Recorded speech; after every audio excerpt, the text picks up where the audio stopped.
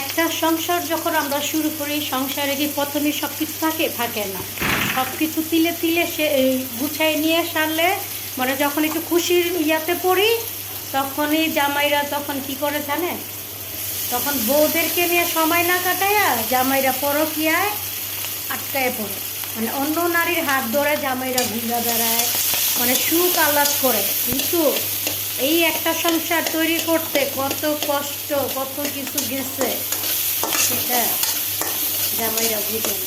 যখন সুখের কপাল আসে, তখন ঘরের বউ ওই সুখটা করতে পারে না। তখন ওই বেড়ায় আরেকজনের হাত ধরে সে সুখটা সে পালন করে। আর তিলে তিলে আমি সংসার গড়ে এই দ্বারা এই পর্যন্ত আসলাম, আমাকে ছেড়ে।